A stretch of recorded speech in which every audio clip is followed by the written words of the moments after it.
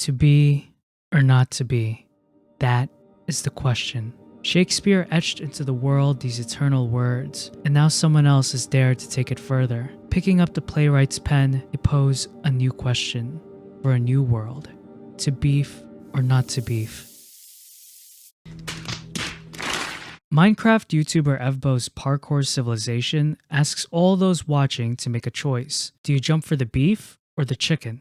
You know the deal. You can do the one block jump for the raw chicken, or you can attempt the one block vertical jump for the beef. Here in Parkour Civilization, no one chooses to jump for the beef. It's better to be safe and do the one block jump for the chicken rather than risk your entire life for just half a hunger bar more. Thousands of people online have wrestled with what to do in this situation, but what may seem like a simple question has deep sociological and philosophical implications. What conditions is this choice made under? The world of Parkour Civilization is brutal, mysterious, and eerily familiar. As I watched this series, I was struck by the depth of this society and how it mirrors the darkest chapters of our history, the twisted ways mankind has chosen to order itself, who to put into positions of power, and the violent methods necessary to maintain that power. Look, I'm not the only one who's made this observation. To be honest, the main inspiration for this video was from a meme I found on Twitter. It showed a list of books to read if you want to better understand the world of Parkour Civilization. And to my surprise, I think the meme is actually onto something. I've already read about half the books mentioned, and I know the meme is being facetious, but whether intentional or not, the world of Parkour Civilization draws so much from these texts and other sources as well. Its world only grows richer and more dire if you understand the sociological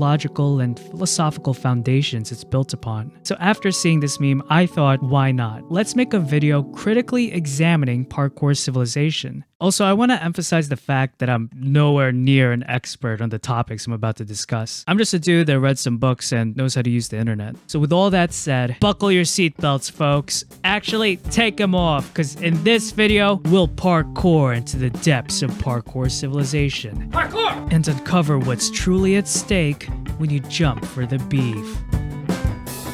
To begin our analysis, let's take a look at how the society of Parkour Civilization is structured. As the name suggests, in Parkour Civilization, everything is parkour. Its infrastructure and culture is completely built around a person's ability to maneuver from point A to point B. The geography of the world is literally laid out like a checkerboard, with the landscape being divided into blocks separated by gaps. So instead of walking, players are forced to jump every time they want to move. Parkour Civilization could be categorized as a moneyless society. Instead, the performance of parkour serves as currency. The quality of goods and services is directly proportional to the skill and effort of a given parkour feat. So, lower quality goods can be purchased by performing simpler jumps, while higher quality goods require performing more difficult jumps. We see this demonstrated in the first scene of Parkour Civilization. Our hero, Evbo, has a choice to either do a one-block jump for the chicken or a one-block vertical jump for the beef. While it would be easier to jump for the chicken, acquiring premium food like beef, which restores more hunger and doesn't cause food poisoning, requires Evbo to perform a more difficult jump. Later in the series, Evbo is even able to purchase a luxury skyscraper, but this required him to craft an obstacle course that he had to parkour through. Parkour Civilization is a deeply stratified society. People are divided into 4 classes: Parkour Noob, Parkour Pro, Parkour Master, and finally, Parkour Champion. Each class can be identified by the kind of boots they wear, with noobs wearing leather boots, pros wearing iron, masters with gold, and the champion wearing diamond boots. Classes reside in separate physical layers in Parkour Civilization. The first layer at the bottom is the Parkour Noob level, and it's where the lowest class resides. In this community, people move throughout the area with simple one-block jumps. The homes and food provided are basic and are of the lowest quality. As you go up to the Parkour Pro and Parkour Master levels, moving around becomes more difficult. One-block jumps turn into 2-block jumps and even 3. But despite this difficulty, Parkour Pros and Masters are able to live more comfortable lives compared to the Parkour Noobs. They're able to purchase higher quality goods and services that's simply unavailable in the Parkour Noob layer. Now you may be wondering what happens if you fall or miss a jump. Falling can result in injury, death, or perhaps worst of all, loss of social status. So if you're a master and you miss a 3-block jump, you can be demoted to a pro. If you're a pro and you fail a 2-block jump, you can wind up becoming a noob. And if you're a noob and you miss a 1-block jump, you'll fall into what's known as the void and end up in parkour prison. Supposedly, the level you live in is determined by your parkour skill level. So those that are least skilled at parkour are classified as parkour noobs and will reside in the parkour noob level, while those that are at the best at parkour will live in the parkour master level. But according to Evbo, this isn't necessarily the case. Rather than your class being commensurate with your parkour skill level, it seems like people are just born into the class they live in. And this detail highlights the biggest problem of Parkour Civilization. It's unfair. Parkour Civilization is systematically broken. It presents itself as a meritocracy, but is instead an oppressive totalitarian state. You'd think that if you worked hard at developing your parkour skills, you'd be able to become a pro or master. But this isn't the case at all. The tragic irony is that in the world founded on the idea of moving from point A to point B, Parkour Civilization is a cage, built to keep you in your place.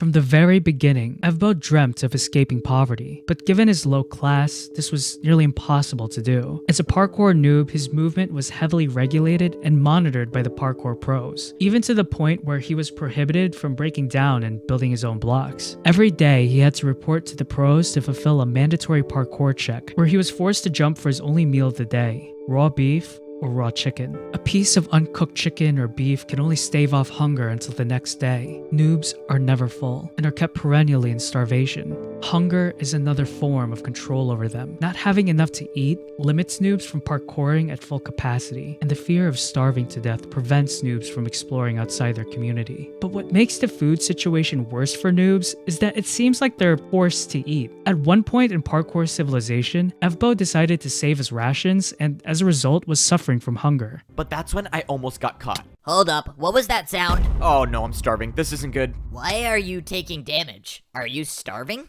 Starving? No, I'm just in pain because I love parkour so much and I wish I could do it all the time. Oh man, sorry to hear that. Yeah, love hurts. Well, I hope you feel better. By some miracle, the parkour pro bought my excuse. If the pro stayed around for any longer, I might have starved to death. From this scene, it's heavily implied that even choosing not to eat will result in punishment. As a parkour noob, you basically have zero privacy. It seems like a pro is watching your every move. Before you even notice them, they appear as if out of thin air, ready to reprimand you. A prime example of this occurred when Evbo thought he was alone and attempted to break a wooden block, but out of nowhere, a guard appeared, catching him red-handed. Stop right now. Oh no, I'm done for. You really thought you could break that without me noticing? What, were you gonna try to cheat parkour? No, sir, I didn't try to cheat. I just thought it would be super rare and I wanted to collect it. Stop talking. Give me 2 jumps now. 2 jumps in a row? Okay, sorry, sir. I'll do it right now. You know what? You seem a little too happy about 2. Let's make it 3. Okay, I'll do 3. You know what? Now let's make it 4 jumps in a row. 4 in a row? Come on. In Parkour Civilization, it should be no surprise that all punishments were just more forms of parkour. And that was the last time I ever tried breaking a block. You're lucky you got a light punishment. Don't forget you're at the bottom, so follow the rules. Instances like these breed paranoia and fear. Fear is a tool used for socially engineering the noobs to become docile and obedient without the authority figure needing to be present. This threat of constant surveillance resembles the Foucauldian model of how Western modernity oppresses its people. In his book Discipline and Punish, Michel Foucault explains how the disciplinary mechanisms of Western societies have shifted away from physical punishment, opting instead for psychological and behavioral control. Foucault argues that in Western societies, punishment used to be a public spectacle. Executions, torture, tomato throwing, these were all carried out openly for everyone to witness. The sovereign ruler or state used these punishments to publicly display their authority and power. They served as a warning to onlookers that they too would suffer the same fate if they broke the law. But as society changed, so have its methods of punishment. Public punishment gave way to disciplinary power. Disciplinary power is all about controlling individuals through training, normalization, and surveillance. The purpose of discipline is not to punish the body, but to transform the individual and make them conform to the societal norms ordained by those in power. Foucault uses both the school and prison system as key examples to explain how disciplinary power functions in modern society. society. In both institutions, routine and regulation must be followed. Prisoners and students alike must adhere to a daily regimen and schedule. Foucault argues that enforcing these routines is about instilling habits of obedience. They train students and prisoners to submit to authority. In both schools and prisons, those inside are under constant surveillance. Teachers and prison guards are always watching, making sure that everyone is following the rules. Foucault uses the panopticon to further illustrate how surveillance operates under modern power structures. The panopticon is a prison building designed in a circular fashion,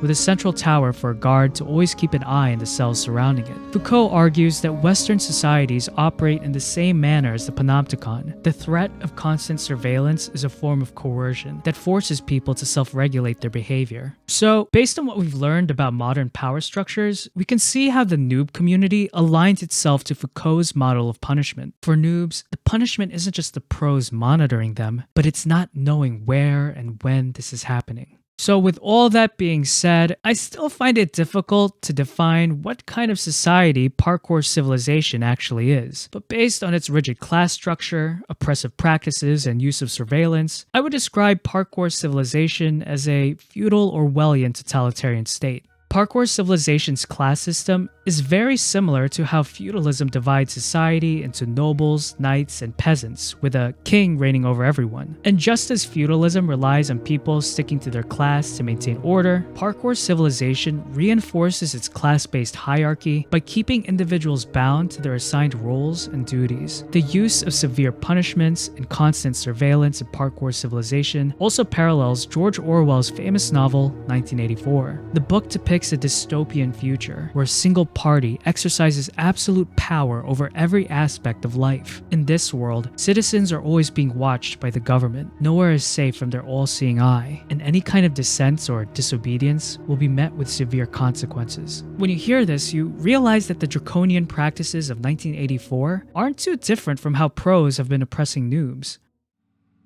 In Parkour Civilization, parkour is no longer a form of self-expression, but is instead a hammer to punish anyone who disobeys. It is invasive. From the moment you wake up, you are forced to leap over the void. When you eat, you tread the line between living another day in bondage or falling into another prison. And before you're able to sleep away from the cruel routine of life, you must risk slipping and falling into a darker and eternal sleep. Parkour is no longer about freedom. It's about placing barriers, widening the gap between you and your dreams. In Parkour Civilization, social mobility takes on a literal form. The only way for you to move up the socioeconomic ladder is by climbing the Temple of Parkour. The Temple of Parkour serves as the center of Parkour Civilization. It is what connects the levels above and below you. Upon entering the temple, parkour courses lead players up to the next layer, with each course becoming more difficult the higher you climb up. It's only by completing an obstacle course do players earn the right to live on a new level and hold a new class identity. But it's all a lie. The Temple of Parkour is not a ladder to climb, but a tower to fall from. It gives a facade of opportunity when in fact it crushes opportunity altogether. The temple is designed for you to fail. As Evbo climbed through the noob obstacle course, he was confronted with an impossibility. What stood between him and becoming a pro was a 3-block jump. A 3-block jump is impossible to make without sprinting, and noobs are kept in starvation precisely to prevent this. No player had ever made it out of the noob level, and this was why. The temple was rigged from the start. To make the jump, Evbo had to break the rules. Earlier, he received a barrier block from an old man, and was only by placing this block in the gap was he able to cross the divide and become a pro. Yes, sir. One ranked up. A noob by the name of Evbo. Yes, sir. I'll keep an eye on him. Life as a parkour pro threw Evbo into an entirely new world. Completing daily tasks earned him luxuries he could only dream of. For the first time, he enjoyed eating fully cooked steaks, fueling him to parkour at full capacity. He gained access to the parkour training grounds, where pros designed any obstacle course they desired and practiced jumps without fear of injury. And on days he preferred to stay inside, Evbo could just order custom-made obstacle courses to be built in his home. To think just a few days ago I was a parkour noob and now I'm getting custom parkour jumps installed in my house is crazy. When Evbo was a noob, all he could see looking up at the sky was a wall of dirt, covering up the life he dreamed of living. But now that he was a pro, Evbo realized that his dream was just that, a fantasy. What Evbo thought was the upper echelon of society turned out to be just a small step from the ground. From the pro level, Evbo could look down and see how small his world was as a noob. But when he looked up at the sky, another wall loomed above, hiding from him another reality he knew nothing about. Evbo had no idea that there was another class reigning above him, the Parkour Masters. As a pro, Evbo had to complete every task the Masters assigned. Failure to obey led to severe punishment. He learned this the hard way after casually telling his neighbor he planned to skip work for the day. Hey, you want to come with me to get our daily jobs? I don't want to be late. Yeah, I don't think I'm gonna do my daily task. I think I'm just gonna chill today, honestly. What? What do you mean you're gonna chill? You're not gonna get your daily tasks? Are you sure about that? What? I mean, no one says we have to, so what's the problem? I don't know. I just have never seen anyone not do their daily task. His neighbor was baffled. Refusing to work had never even crossed his mind. Shortly after this conversation, a horn blared. What in the world is that sound? And all the pros were forced to line up in the town center. There, a master jumped down from the sky, questioning each pro what their task was for the day. One of you was supposed to design a new course, but someone didn't do their task. Who was it? Oh no, I'm done for. Why does this have to be me? I watched as the parkour master interrogated each and every one of the parkour pros, knowing that sooner or later he was gonna show up where I was. You. What was your task? My task? I was selling houses to noobs on the bottom level. Someone already did that task. Prepare for a parkour battle. A parkour battle? Since Evbo refused to work, he was now forced to fight for his life in a parkour battle. In this form of combat, two fighters compete by out-parkouring the other. In each round, a fighter either invents and performs a parkour jump their opponent must repeat, or attempts the jump created by their opponent. Failing to make a jump results in taking damage. The key to winning a parkour battle is by crafting sequences of moves that are too difficult for the opponent to complete. What? How? Who even does 360s? What is this? By some miracle, my attack against the parkour master was successful. I think I found his weakness. He couldn't do a 360. This was my chance. Alright, you ready for a 3-block jump with a 360? No, stop. I yield. You win the parkour battle. What? Are you serious? No way. I actually won the parkour battle? Luckily for Evbo, he made it out alive. Barely. His first parkour battle was an illuminating experience, one that awakened him to a grim reality. He was still trapped. Yeah, you could argue that all of this transpired from Evbo's laziness, but I think it's important to note what he says after speaking with his neighbor. Just have never seen anyone not do their daily task. Wow, maybe I'm teaching the parkour pros that they don't have to parkour all the time. Evbo is telling everyone that there's more to life than working, and that rest is not just important, but needed. Despite all the conveniences and privileges afforded to pros, they are still being exploited by a corrupt system. Parkour Civilization's oppressive economic and social order can be better understood through a Marxist framework. In Das Kapital, Karl Marx critiques the exploitative nature of capitalism. And despite being a more feudalist society, which if you want to be technical, Marx criticizes feudalism as well, the criticisms found within the book can still apply to the brokenness of Parkour Civilization's system of economics and labor. In Parkour Civilization, those that are in the upper echelon of society are profiting off the labor of the lower class. Karl Marx would define this as labor exploitation. In simple terms, labor exploitation means that laborers don't get paid the full value of what they produce. Instead, the capitalist pockets the surplus value as profit. So from a Marxist perspective, how do masters exploit and profit from the pros? In Parkour Civilization, masters exploit the pros by coercing them into labor that sustains and reinforces the stratification of their society. What masters gain from pros isn't money, but control. Surplus value extends beyond just monetary gain. Surplus value is any excess value produced by laborers. Labor exploitation is when those in power appropriate this value for their own profit. A prime example of labor exploitation was when Evbo was tasked with building a new parkour course in Parkour Prison. Masters want new courses to be constructed, but instead of doing the work themselves, they delegate this responsibility to the pros. These courses are designed to be life-threatening, so understandably, no pro or master wants to go through them themselves. That's why pros use the parkour prisoners as test dummies. This is unfair and unethical. Prisoners are malnourished and therefore aren't able to parkour at full capacity. So when a prisoner is forced to navigate a course, it's basically a death sentence. The course was designed for them to fail. Parkour Prison's exploitation of prisoners is a dark reflection of the prison industrial complex in America. The prison industrial complex is an ecosystem between institutions and industries that profit from the existence and expansion of prisons. Despite accounting for just 5% of the world population, it's estimated that the US makes up about 25% of the world's prison population. The presence of privately owned prisons incentivizes high incarceration rates, as these facilities can profit by exploiting inmate labor. With little to no pay and lack of oversight, prison labor generates billions of dollars in annual revenue. The profit gained from prisons discourages rehabilitation and reinforces the stratification of American society. Likewise, both prisoners and pros and parkour prison are just pawns used by masters to maintain hegemonic control.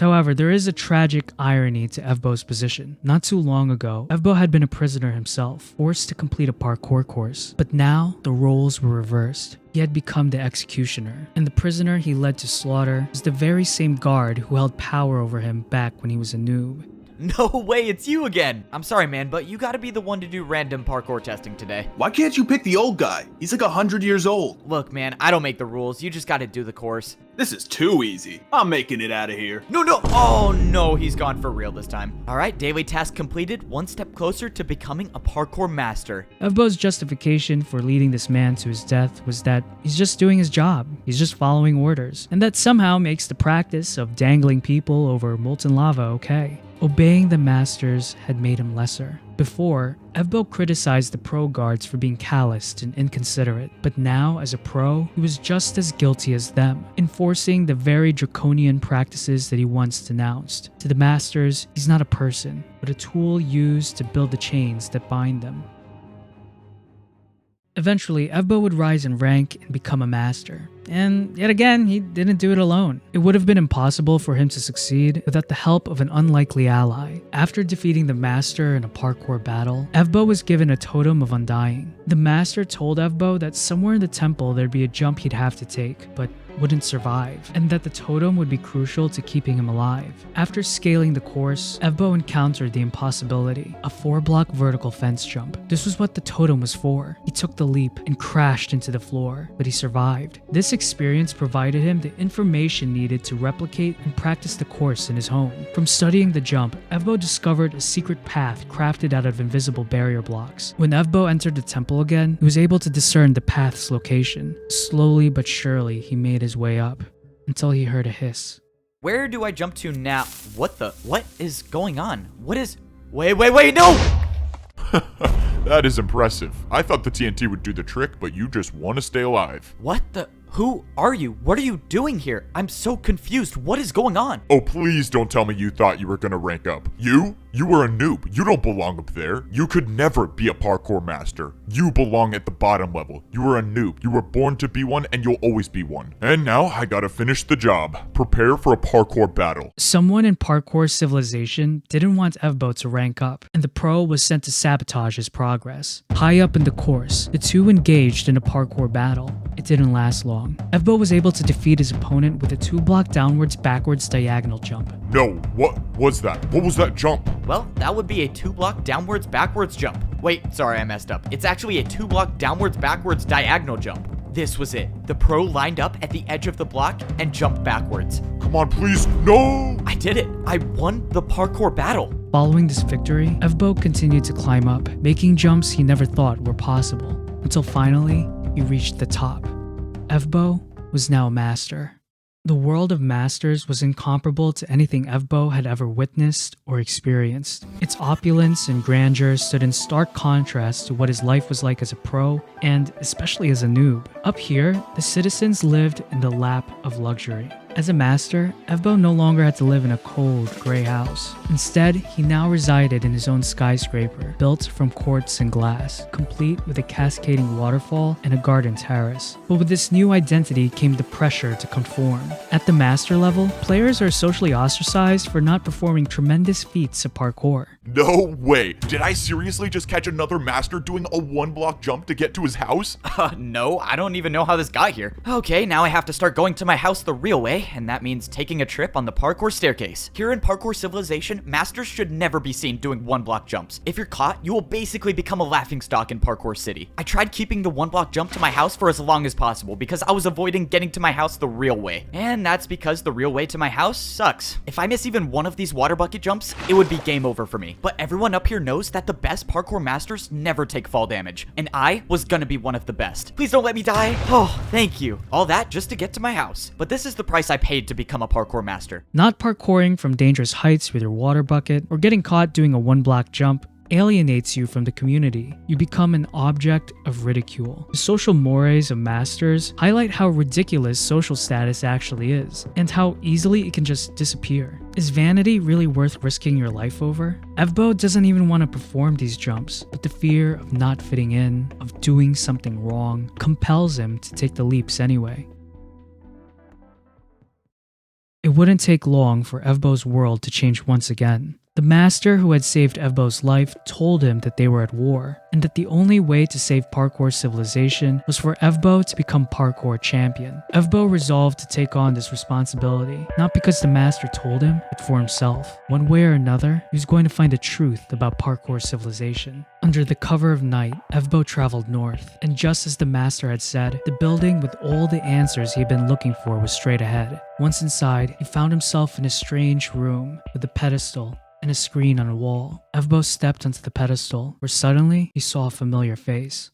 Look, I told you it was possible. No way. That was actually incredible. All right, well, I got my money's worth. Let's go, I got paid for parkour. If you want, I can keep making more parkour for you to do, and I'll pay you for it. Whoa, what just happened? How did I see that vision? That's my memory, isn't it? That's Siwat. I've lived that before. What is going on? Stepping onto the pedestal dredged up a buried memory. Evbo had long speculated that Parkour Civilization wasn't always like this. He could recall a time when the world wasn't broken up into blocks, and that he was friends with someone named Siwat. Staggering from this vision, Evbo walked towards the screen and opened the book found on the desk. It said Enter User. Evbo wrote in his name, and displayed on the screen were the words Rank Noob. This didn't make any sense. Evbo was a master. Why would he still be a noob? All of a sudden, a player appeared behind him and stood on the pedestal. Then a master entered the room. It was Siwat. I know him, don't I? He's from my memory. I saw him walk up to the desk and start putting something in the book. And the player that was on the pedestal started moving. I watched as this player with no boots walked up to a parkour jump and failed the 1-block jump. And we got another noob. Good. We needed more of those. You can come out from behind that bush, you know.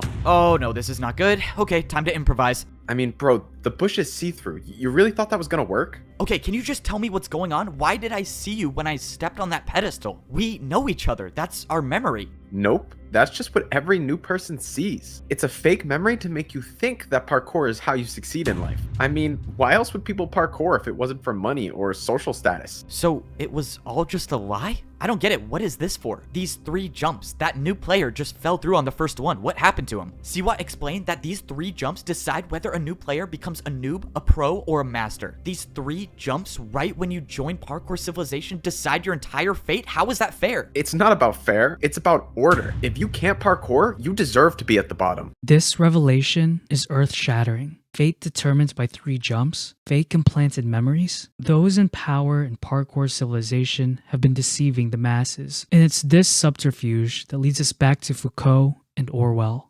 According to Foucault, knowledge and power are inseparable. They are 2 sides of the same coin. Knowledge is a tool formed out of power structures used to discipline and control. It is not neutral. Knowledge reflects the interests of the elite. This power-knowledge dynamic has a productive quality as well. It shapes reality, constructs identities, and organizes social life, producing both individuals and society itself. In summary, power knowledge influences how people view themselves and the roles they fulfill in society. Siwat's role and room he operates in also reflects 1984's Ministry of Truth. In Orwell's dystopia, the Ministry of Truth is a department of government responsible for falsifying historical events and manufacturing truth. By constructing knowledge, the elites create a reality that benefits them and allows them to retain control. So, From what we've learned, we see how Siwat's manipulation of information parallels both Foucault's concept of power knowledge and 1984's Ministry of Truth. By crafting and implanting false memories, the inhabitants of Parkour Civilization operate within a reality that necessitates class and requires parkour to succeed in life. It's a fake memory to make you think that parkour is how you succeed in life. I mean, why else would people parkour if it wasn't for money or social status? So it was all just a lie? How is that fair? It's not about fair, it's about order. If you can't parkour, you deserve to be at the bottom. Siwat's words remind me of a quote from The Trial by Franz Kafka. It is not necessary to accept everything as true. One must only accept it as necessary. According to Siwat, it doesn't matter if Parkour Civilization is based on a lie, if it's unfair. What matters most is that it creates order, and he will do whatever it takes to maintain this order. Evbo couldn't accept this reality, so he challenged Siwat to a parkour battle. But before Evbo could attack, Siwat performed a brewing stand jump. Evbo began to fade away and found himself in the parkour arena. There he stocked up his inventory with blocks in preparation for his fight against the Parkour Champion. The Parkour Champion is the head honcho, the one who pulls all the strings. From a feudal perspective, the Parkour Champion is similar to the king, and Parkour Civilization is his kingdom. He sets the rules, and everyone under his reign obeys. Well, everyone except Evbo. He is the rebel, the usurper that seeks to dethrone the champion, the one who dares to storm the castle and claim the crown as his own. In the arena, Evbo was forced to fight 3 preliminary opponents. One by one, he defeated them in quick succession. After the dust settled, the Parkour Champion entered the scene, ready for the kill. All of this parkour just to die by the champion. This was it. Standing in front of me was the champion of Parkour Civilization. You put up a good fight, I'll give you that. But this ends here. I watched as the Parkour Champion built his first attack, and it was a 5-block jump. If you beat me in this battle, you become the Parkour Champion. And you could be the one that makes the rules. But this is my Parkour Civilization, and I never lose. The Parkour Champion made the 5-block jump. It's not possible. It's just not. I can't do it. This was it. This was the end. There was no second chance, no backup I could call for, nothing to get me out of this. I lost, and I won't be the one to save Parkour Civilization.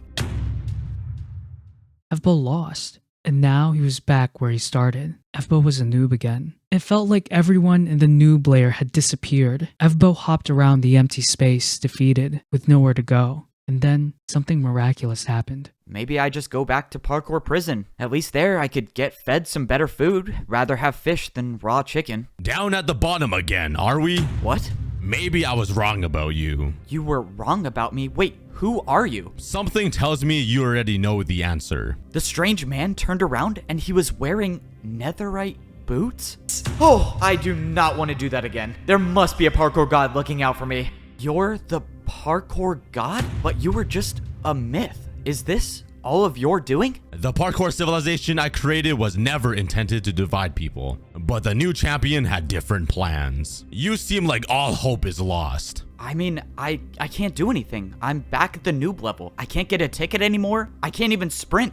What good is a 1-block jump gonna do against the parkour champion? As long as you can parkour, there is always a way. The parkour god dropped a pair of boots on the ground and jumped away. What is going on? I jumped over and grabbed the boots that the parkour god left. These were no ordinary boots. These were diamond. Only the parkour champion wears these. And now I have them. I threw away my leather boots and I put on the champion boots. I don't know where the parkour god got these boots from or why he would trust me with them, but it didn't matter. This was my second chance. I don't know how I'm gonna get back up to the top, but I'm gonna find a way. Everyone's life depends on this, and that's why I'm gonna be the one to save Parkour Civilization. After losing everything, Evbo gained the title of Parkour Champion, and with this coronation, a second chance. As Evbo scaled the temple again, he learned from Siwat that the only way to defeat the champion wasn't by replicating his parkour jump, but by building and performing a jump that's even more difficult. Evbo put this theory into practice, and it worked. Slowly but surely, he was making progress. The champion knew his end was near,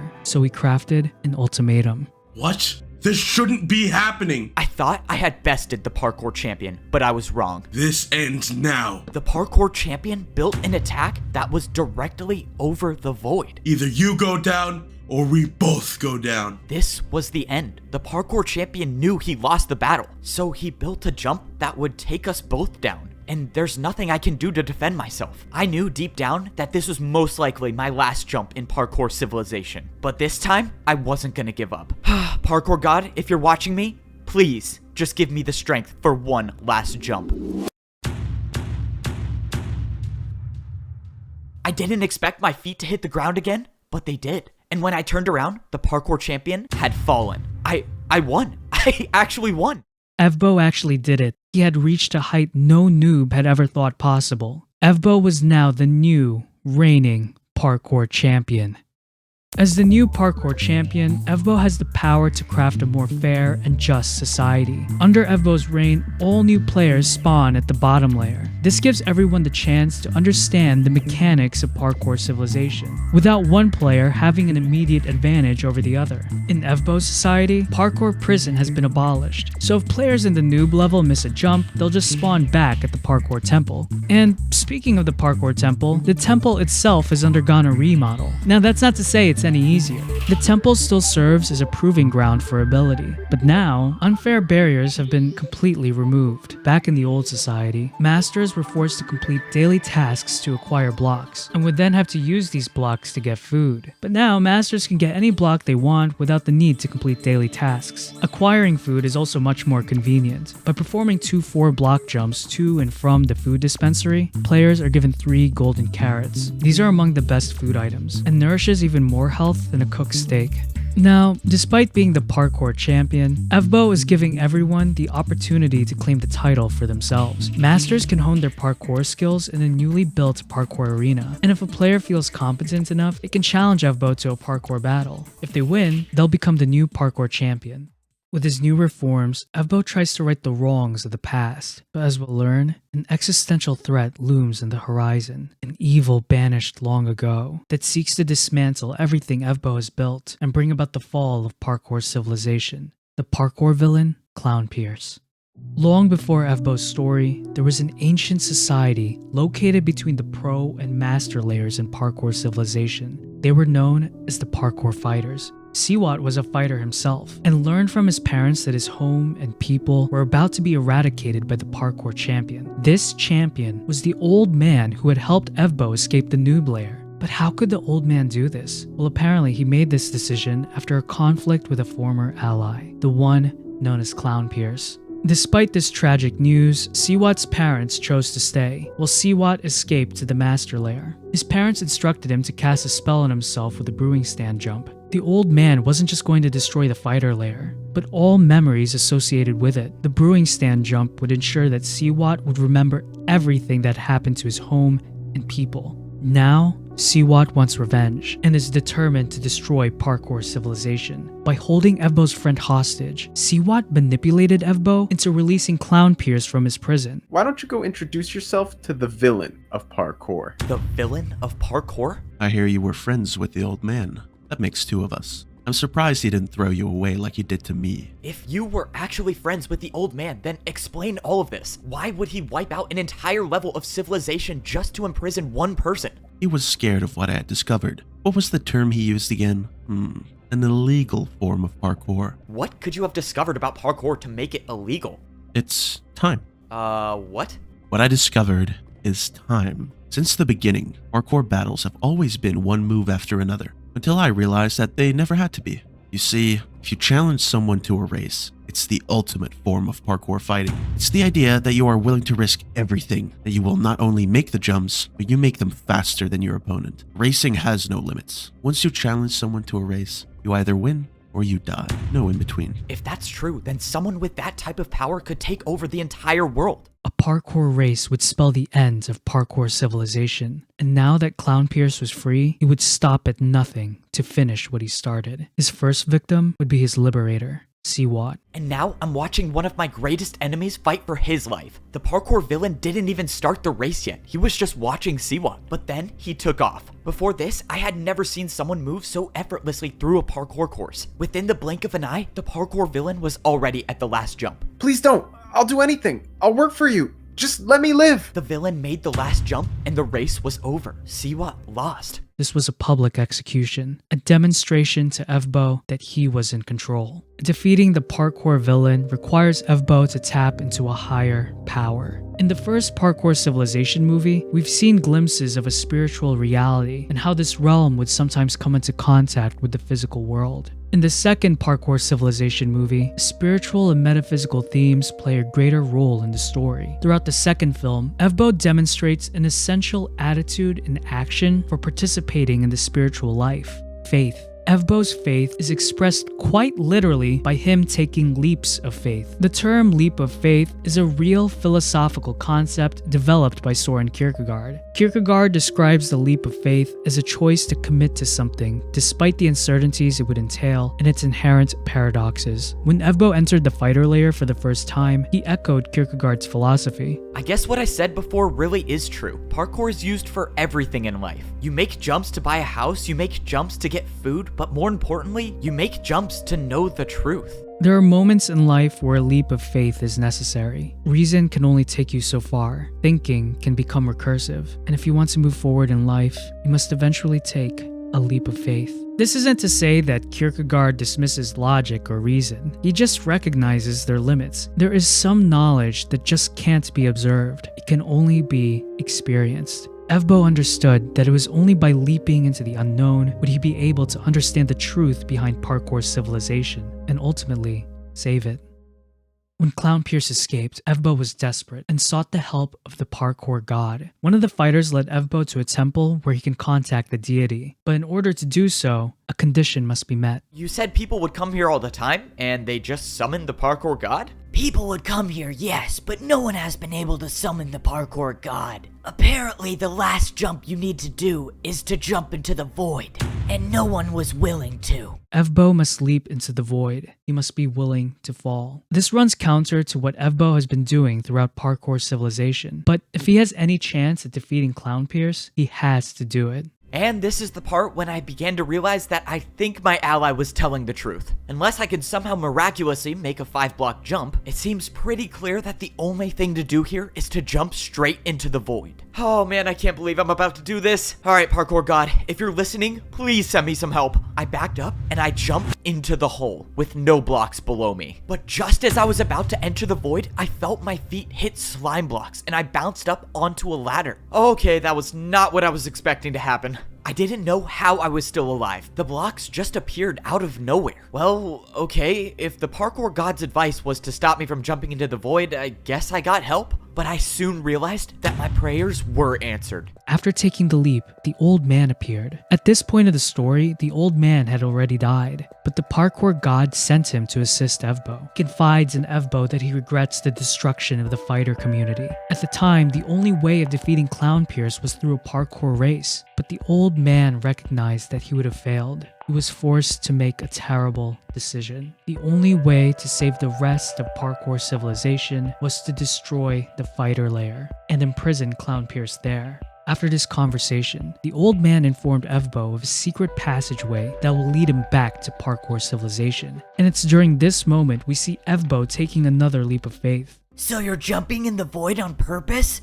Apparently, and surprisingly for the second time today. The old man said that only by failing the 4th jump will I be able to make it back to Parkour Civilization. Alright, let's jump into the void for the second time today. I'm really hoping I remembered the old man's words correctly. It was the 4th jump, wasn't it? Wait, maybe it wasn't the 4th jump. Maybe it was the 5th. Okay, I just gotta choose one. I think it's number 4. This was it. This was the only way back. And the only way back was to fail a jump.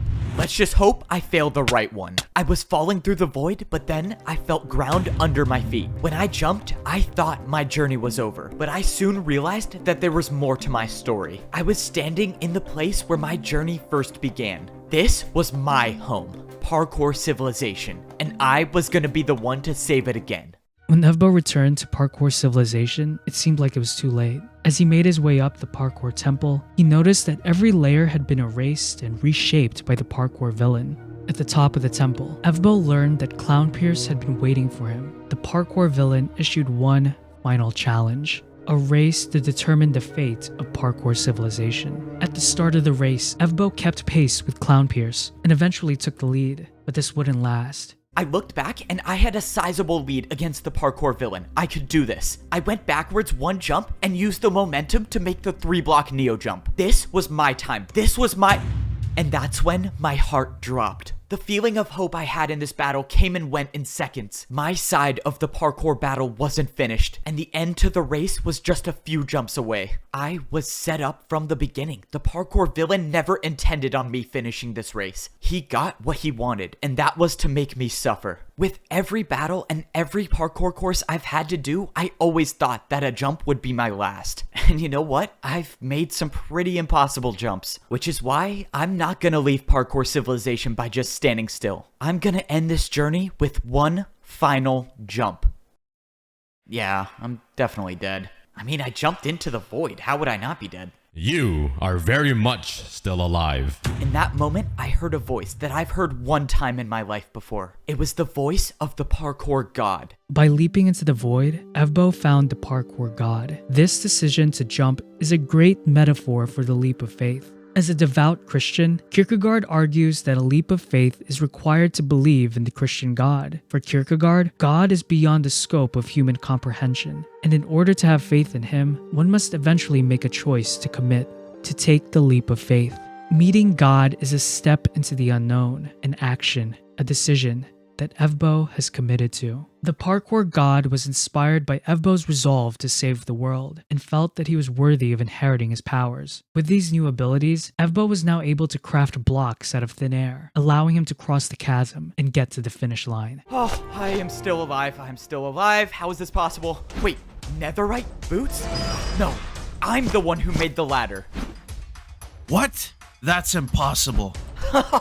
No, it is definitely possible. Now, let's see how this works. All right, just places I go. This is what parkour should feel like. Okay, what do we have here? I think I can build all that. I can see the finish line. I'm not giving up now. Come on, just 5 more jumps. Let's do this.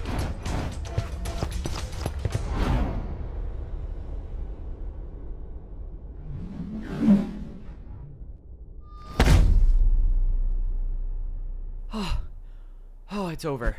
Oh my gosh, it's over. Evbo did it. He defeated Clown Pierce. He saved Parkour Civilization. And not only that, in the words of the parkour god, Evbo has become parkour, embodying absolute freedom. You said I will inherit your power? What power is that? You will become parkour. I'm sorry, did you just say become parkour? That doesn't make any sense.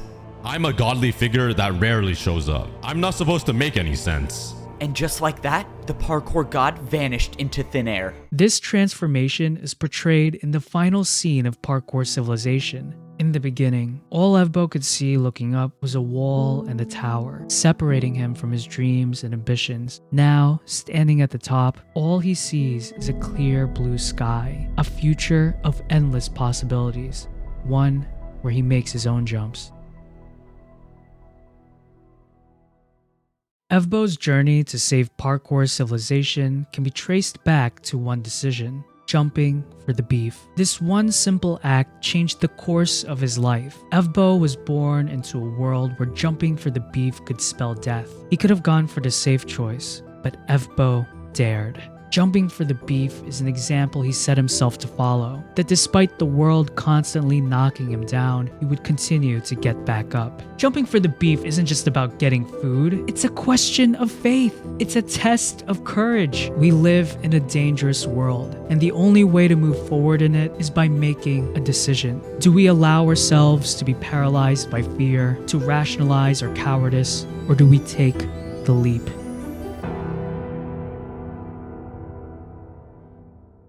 So what'd you guys think of my analysis of Parkour Civilization? Did I read too much into it? Probably. Either way, I'd love to hear your thoughts in the comments below. Now, this may surprise some of you guys, but I actually had even more to say about the series, but I had to cut it out because this video is already too long. So if you're interested in another analysis of Parkour Civilization, let me know in the comments below as well. If you enjoyed this video, please give it a like. It lets the algorithm know that it's worth watching. Subscribe and hit that bell icon if you want to be notified of when my next video comes out. Or if you want to support me personally as a creator, consider becoming a channel member or joining my Patreon. Thank you guys again for watching. Until next time, peace out.